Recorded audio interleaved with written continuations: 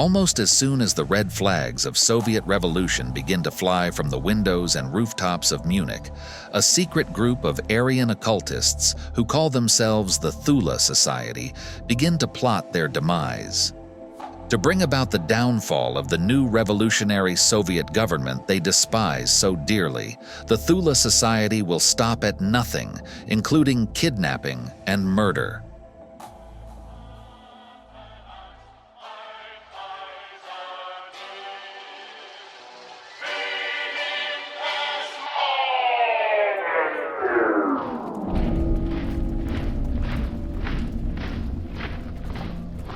From the shadowy corners of history emerged a group known as the Thule Society, a secret organization rooted in occultism, anti-Semitism, and Aryan supremacy.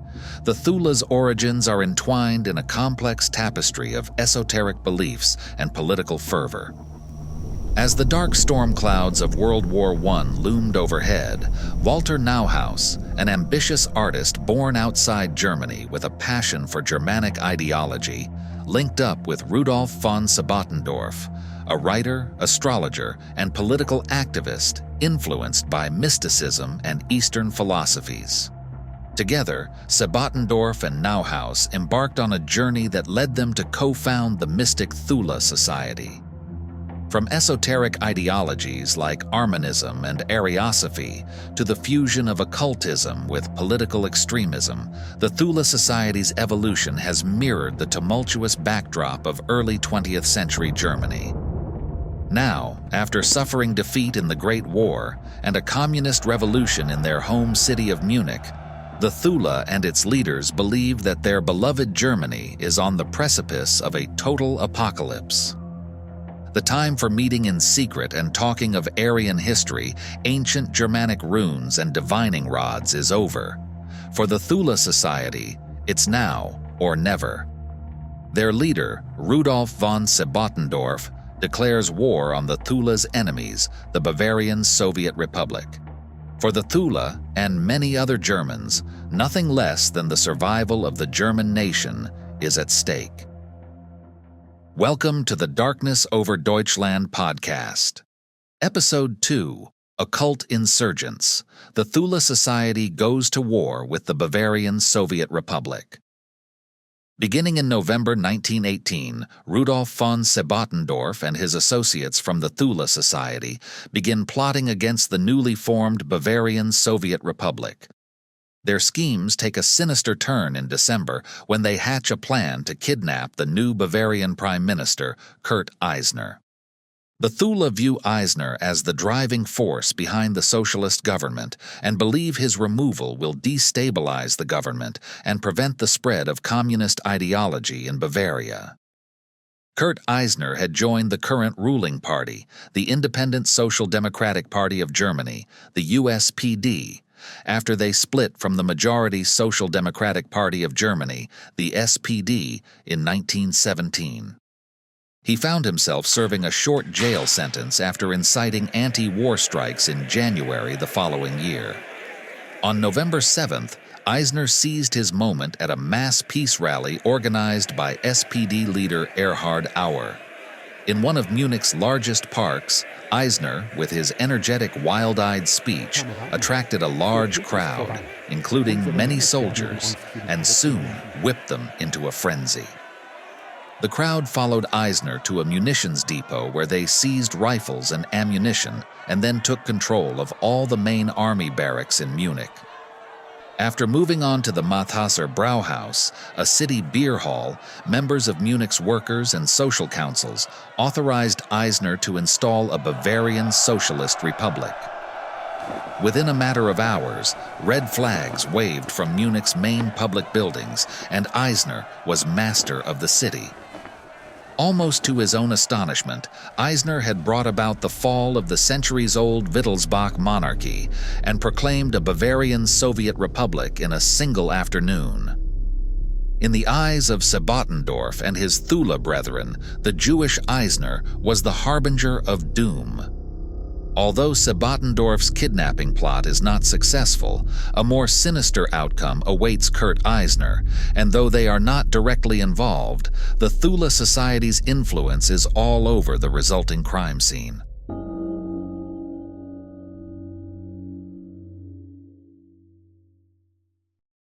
On January 12, 1919, an election was held, suggested by the SPD, particularly its leader, Erhard Auer. Auer had not forgotten the Munich peace rally he had organized where Eisner had stolen his spotlight and believed Eisner would lose a democratic election. Eisner barely clung to power by a narrow margin. The sudden wave of sentiment that had carried him all the way to the head of a Bavarian Soviet republic had receded almost as soon as it appeared. The post-war reality had set in, and the state of Bavaria was almost entirely broke. Discontent was mounting, and though he won an elected victory, Eisner cannot help but feel the walls are closing in on him. He will only manage to hang on to power and his life for a further 5 weeks.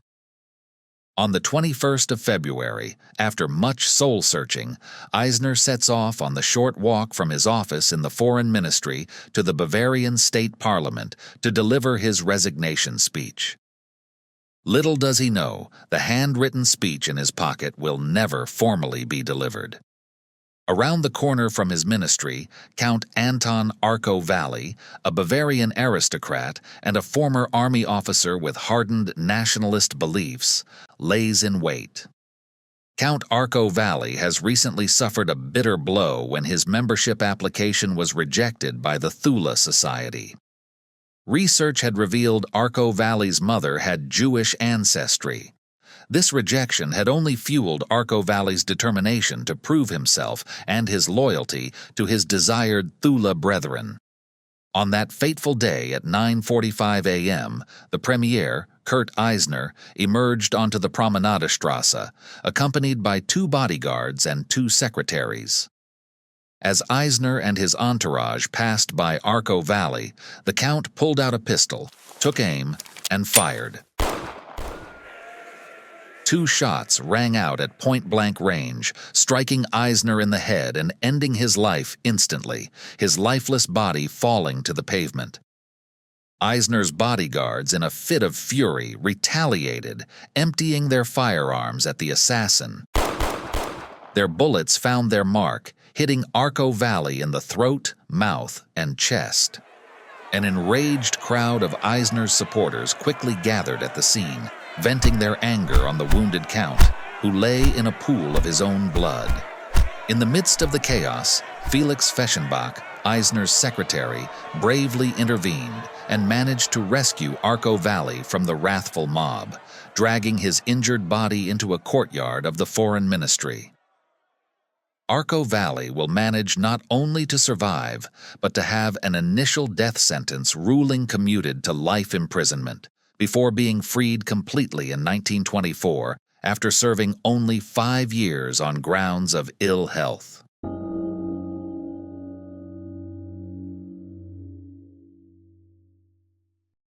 To further their counter-revolutionary goals, the Thule Society devise a plan to infiltrate the civilian militia in Munich.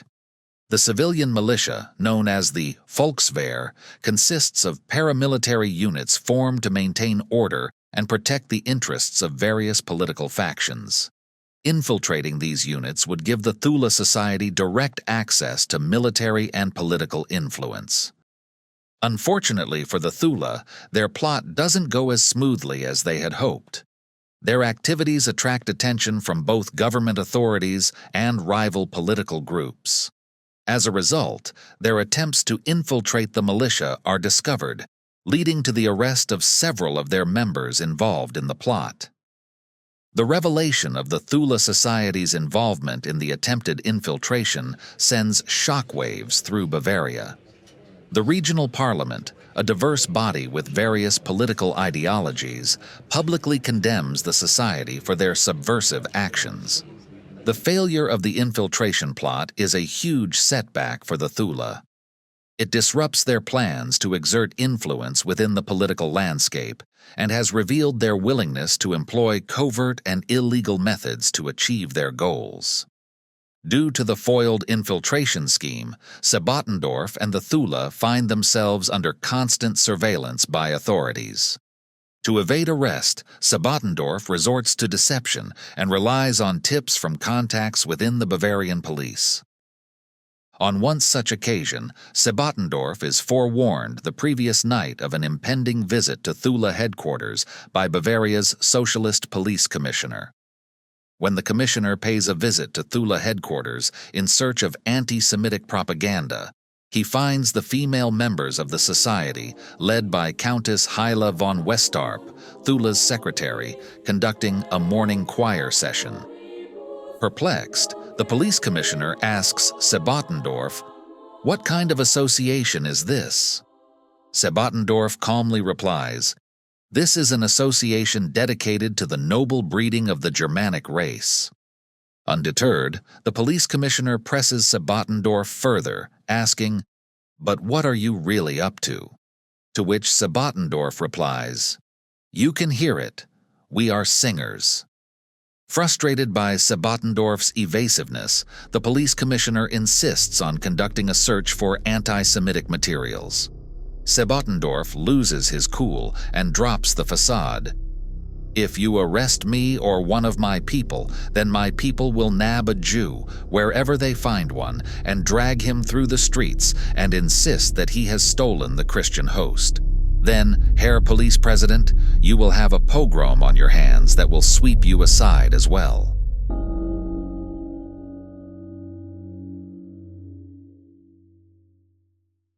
During the early months of 1919, Sebottendorf uses the Thule's newspaper, the Münchener Beobachter, aka the Munich Observer, as a platform to publish a barrage of anti-Soviet and anti-Semitic propaganda aimed at undermining Eisner's republic.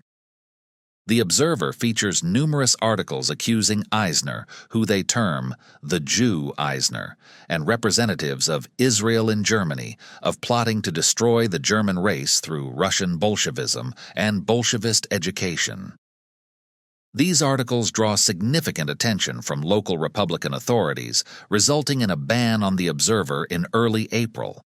Sebottendorf sees the ban as a direct assault on the Thule's influence and an affront to their nationalist ideals. Sebottendorf's primary goal is not to establish a political party to gain power through democratic means. Instead, he aims to overthrow the socialist government through violent counter-revolution, a blueprint that Adolf Hitler will follow years later during his infamous beer hall putsch. Shortly after Bavarian authorities banned the Observer, and likely fueled on by the event, Sebottendorf begins to plot his grandest plan yet, a coup d'état to overthrow the socialist government in Munich. He believes he can rally nationalist forces in the city to oust the socialist government by assembling a 6,000-man army, capturing Munich swiftly, and arresting communist authorities, all within a single day. However, before Sebottendorf can set his ill-conceived putsch into motion, his plans are discovered by the Bavarian Red Army. This military force, loyal to the communist government, uncovers the plot. They move swiftly to neutralize the threat and prevent the coup from taking place. Sebottendorf's grand plan never sees the light of day. The socialist government remains in power, and the Thule Society's ambitions to seize control of Munich are thwarted. 7 conspirators, including Sebottendorf's closest ally, Walter Neuhaus, as well as Countess Westarp, are arrested and promptly executed. The details of Sebottendorf's scheme send shockwaves through the socialist leadership and intensify the already tense atmosphere in Munich. The murder of these 7 hostages bolsters the Thule Society's reputation within radical nationalist circles. Much like the beer hall putsch will elevate the profile of the NSDAP in years to come. However, unlike Hitler, who will use his trial as a national platform, Sebottendorf finds himself discredited among folkish circles, accused of revealing the conspirators' identities. If you are enjoying this episode of the Darkness Over Deutschland podcast, make sure to check out Episode 1, The Thule Society and the Impending Apocalypse, available on the Enigma Productions YouTube channel. Please enjoy the rest of the podcast. In the wake of these strategic missteps and missed opportunities, Sebottendorf's influence within the Thule Society begins to wane. It becomes increasingly evident that he is not the right person to translate the esoteric, folkish ideals of the pre-war German order into a mass political movement. Furthermore, the bourgeois and conspiratorial nature of the Thule Society doesn't align with the vision of a mass movement. As early as October 1918, long before the failures of Sebottendorf's attempted revolutionary schemes, Karl Harrer, one of Sebottendorf's colleagues, recognizes the need for a distinct political counterpart to the Thule Society. Harrer approaches railroad locksmith Anton Drexler, a man the Thule had previously approached to develop links between the Thule Society and various extreme right workers' organizations in Munich. Harrer and Drexler worked together to co-found a political workers' circle with the aim of attracting nationalist members from the working class to the folkish movement. 2 months later, on January 5, 1919, Drexler establishes the German Workers' Party, the DAP, along with Gottfried Feder, an economist, and Dietrich Eckart, a right-wing poet. They soon begin to distance themselves and their new party from the Thule Society. From the outset, subtle differences set the occult-inspired Thule Society apart from the emerging DAP. The Thule, like the German order, primarily attracted a bourgeois constituency with the means and leisure to attend lectures on Germanic runes, astrology, and divining rods. In contrast, the DAP's composition is more working and lower middle class. Their gatherings take place not in upscale venues like the Four Seasons Hotel, but in local taverns. Additionally, the DAP adopts a more pragmatic political strategy, emphasizing party building rather than fomenting revolution. Despite these distinctions, the DAP inherits not only the Thule Society's fervent anti-Semitism and anti-communism, but also its fanatical disdain for democracy and its unwavering commitment to overthrowing the Republic. Many key figures within the DAP, including Karl Harrer, Anton Drexler, Dietrich Eckart, Gottfried Feder, Alfred Rosenberg, Hans Frank, and Rudolf Hess, are either members of the Thule Society or closely associated with it. The Thule is also home to Dr. Friedrich Krohn, a dentist from Starnberg, who will soon design the red, white, and black swastika flag and present it to Hitler. Not to be outdone by the creation of the new DAP, Sebottendorf launches his own party, the Deutsche Sozialistische Partei, the DSP for short, aka the German Socialist Party. The DSP is heavily influenced by the anti-Semitic Thule Society and by the publications of engineer Alfred Brunner, who aims to create a party that is both nationalist, socialist, and attractive to the German proletariat, similar to the DAP. Initially, the Munich Observer expresses sympathy for Sebottendorf's DSP. But in August 1919, when the newspaper changes its name to the Völkischer Beobachter, aka the Racial Observer, and relocates to the Franz Eher Verlag, the official Nazi publisher, this changes drastically. Within a few weeks, the Völkischer Beobachter begins to report regularly on the DAP, coinciding with the entry into the party of a young Austrian corporal by the name of Adolf Hitler.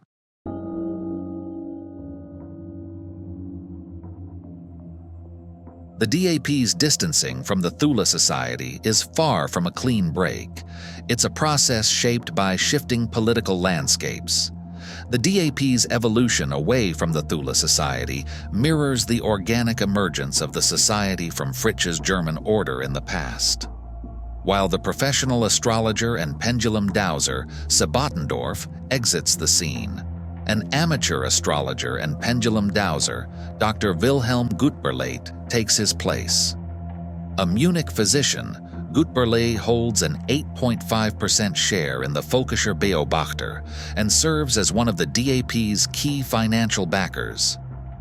Neuhaus and Sebottendorf's fascination with Aryo-Germanic religion, occultism, and border science extends well beyond the Thule Society's connection with the DAP. Nearly all of the early DAP leaders, including Drexler, Harrer, Eckhart, Hess, Rosenberg, and Frank, share an interest in Aryo-Germanic religion, occultism, or border science.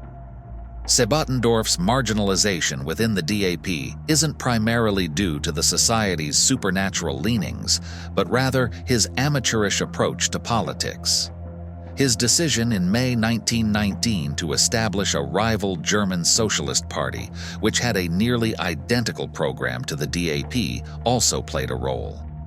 Despite their distancing from Sebottendorf and his Thule Society, the DAP remains just one of many small parties within the landscape of numerous folkish organizations. To transform themselves from a small, obscure local party into a national movement, it still needs one crucial element: a charismatic leader. In a stroke of good fortune for the DAP, they need not go searching for this charismatic leader. He will find them. If you enjoyed this episode, please consider giving it a thumbs up or leaving a short comment. This will ensure the podcast can be seen and heard by more people, which will allow Enigma Productions to keep this series going. Thank you for listening to the Darkness Over Deutschland podcast.